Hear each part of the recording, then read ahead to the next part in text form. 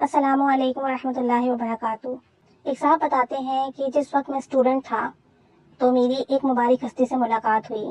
وہ اس وقت کے بہت بڑے ولی تھے، اور جب وہ آئے تو میرے ہاتھ میں ایک کتاب تھی۔ تو ان مبارک ہستی نے مجھ سے فرمایا کہ یہ کیا ہے؟ میں نے عرض کیا کہ حضرت جی یہ میری سلیبس کی بک ہے اور میرے کورس کا حصہ ہے۔ تو کہتے ہیں کہ میری پہلی ملاقات تھی اور اس کے بعد کافی ٹائم گزر گیا۔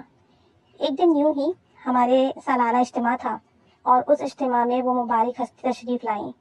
تو جب وہ حضرت جی تشریف لائے تو میری ڈیوٹی لگائی گئی تھی مختلف جتنے بھی شعبہ تھے کہ میں ان کا تعارف ان سے کرواؤں گا اور ان کو یہ وزٹ کرواؤں گا۔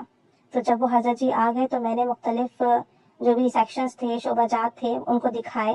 بس میں نے حضرت جی کو اپنے ادارے کے شعبہ جات دکھائے۔ آخر میں آپ نے فرمایا کہ اپنا مکان دکھاؤ۔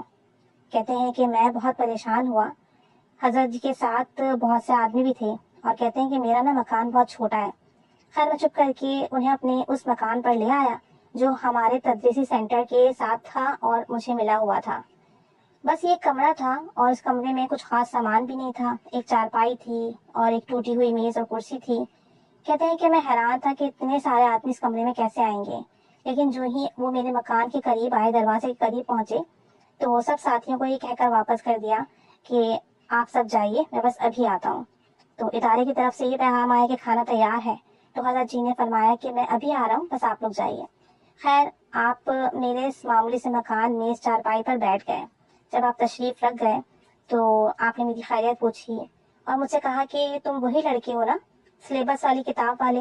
تو کہتے ہیں کہ میں اتنا حیران ہوا کہ انہیں ابھی تک یہ بات یاد ہے۔ اس وقت میں طالب علم تھا اور میری عمر بھی بہت کم تھی۔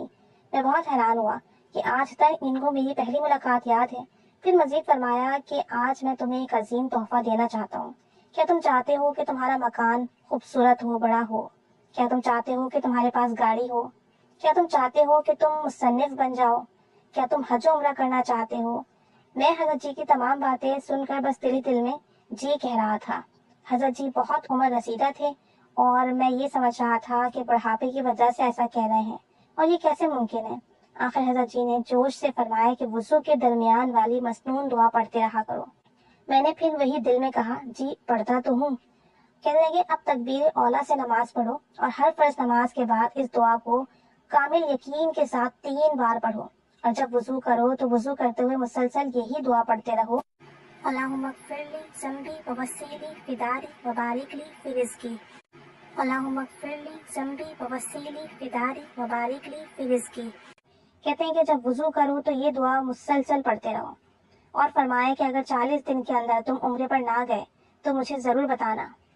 خیر اجتماع ختم ہوا، اس کے بعد حضرت جی چلے گئے اور میں نے اس وظیفے کو کرنا شروع کر دیا۔ کہتے ہیں کہ میں نے کامل یقین کے ساتھ ہر نماز کے بعد 3 دفعہ پڑھا۔ وضو کرتے ہوئے اس دعا کو مسلسل دہراتا رہتا، اور یقین جانیے ٹھیک 30ویں دن میں حرم پاک میں موجود تھا۔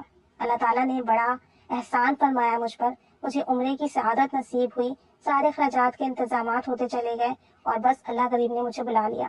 کہتے ہیں کہ اللہ تعالیٰ نے کچھ عرصے کے بعد مجھے اچھا گھر بھی عطا فرمایا، اور الحمدللہ اب چند عرصے کے بعد، تقریباً 1 ڈیڑھ سال کے بعد، مجھے گاڑی بھی عطا ہوئی ہے۔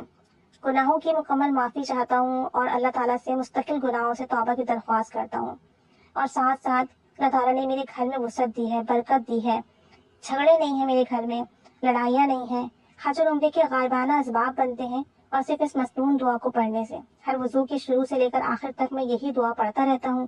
ہر فرض نماز کے بعد 3 بار کامل یقین سے پڑھتا ہوں تو مجھے برکتیں ہی برکتیں دیکھنے کو مل رہی ہیں۔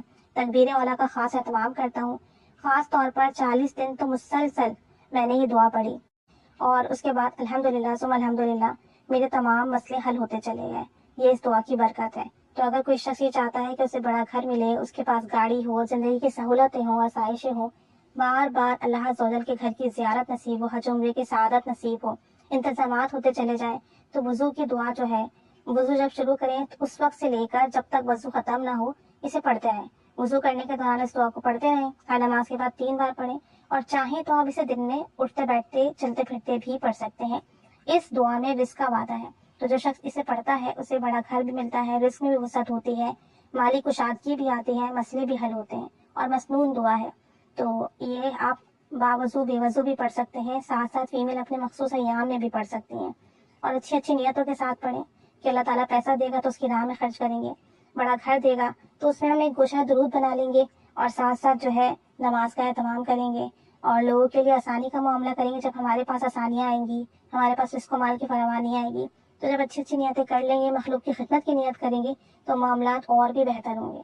تو بہت سارے لوگ ہیں جو اس وقت پریشان ہیں، مالی طور پر تنگی کا شکار ہیں، تو وہ اس دعا کا اہتمام کرنا شروع کر دیں۔ اللہ کریم رزق کے، وسعت کے، برکت کے دروازے کھول دے گا۔ چھوٹی سی دعا ہے، یاد کر لیجئے۔ اللہم اغفر لی ذنبی ووسع لی فی داری وبارک لی فی رزقی۔ تو یہ چھوٹی سی دعا ہے، اسے یاد کریں، اس کا اہتمام کریں، انشاءاللہ اس کی برکتیں ملیں گی۔ اللہ تعالیٰ ہم سب کو بھی دنیا کی بھی، دین کی بھی برکتیں عطا فرمائے، آسانیاں عطا فرمائے، کرم فضل کا معاملہ فرمائے، جسمانی اور روحانی دونوں رزق عطا فرمائے، آمین۔